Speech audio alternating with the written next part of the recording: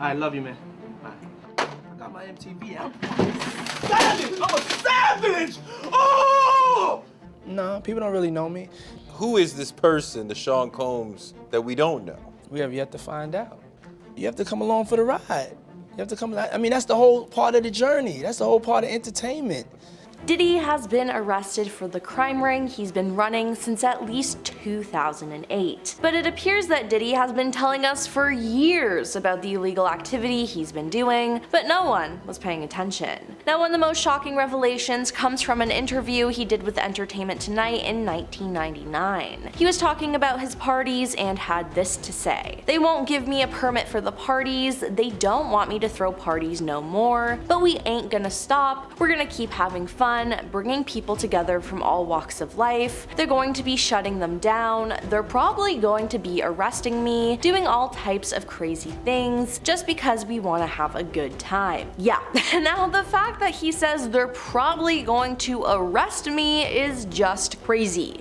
He knew what he was doing was wrong and that he could get in trouble for it, but he continued anyway. Looking back, people should have taken this more seriously, as maybe we could have saved so many victims from him if he was investigated sooner. I mean, more than 120 victims have come forward, and who knows how many lives he has ruined from inviting people to his parties. Now, in 2002, Diddy made an appearance on Late Night with Conan O'Brien, and while there, he said some pretty concerning things. Conan asked him what makes a Diddy party so great, and Diddy goes on to list things that you need, like beautiful ladies, beautiful men, booze, water, and locks on the doors. Yeah, one of those things is not like the other. Conan then interjected about the locks, asking if the parties were safe. Diddy then played it off as a joke, but with what we know now, there probably were locks on the doors, so he could control his victims better. Now, I feel with him saying this, it's so clear that some not so legal things happened at his parties. I mean, no normal party needs locks to keep guests locked in. And I think this is some pretty crazy evidence. I mean, he just tattled on himself. The problem is though, people think it's just a joke, but he's been telling us the truth the whole time. Diddy appeared on many episodes of The Ellen DeGeneres Show, but one interview where he talks about his parties really sticks out as creepy. He tells Ellen that she's always invited to any of his parties. Ellen later asked what time the party would typically start, with Diddy replying around 9:30 p.m. She comments that she expected them to start around midnight, but Diddy then saying, "No, that's a different type of party," while laughing. A different type of party? You mean where crimes were being committed? Now, Diddy went on to say, "And we'll have the top 2 floors of the hotel where it will carry on," before Ellen cut in saying,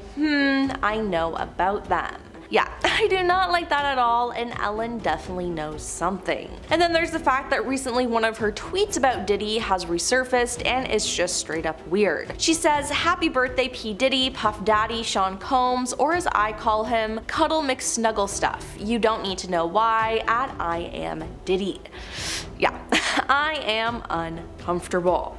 Then there's all of Diddy's interviews and videos with Justin Bieber. When Justin rose to fame, Diddy stepped in as a mentor and acted as a guide for Justin's rising stardom, just like he did with Usher. Looking back now though, Diddy shouldn't have been as involved as he was, and there were definitely some strange things happening behind the scenes where Justin should have been protected. American singer Jaguar Wright reveals that Diddy had been trying to gain control over Justin, but struggled until Usher stepped in, took over management, and ultimately handed Bieber over to Diddy for 48 hours. In a video from that time, Diddy says he's having 48 hours with Diddy, where we're hanging out, and what we're doing we can't really disclose. But it's definitely a 15-year-old's dream. He continued on by saying he signed to Usher, and I had legal guardianship of Usher when he did his first album. I don't have legal guardianship of Justin, but for the next 48 hours he's with me. We're gonna go full crazy.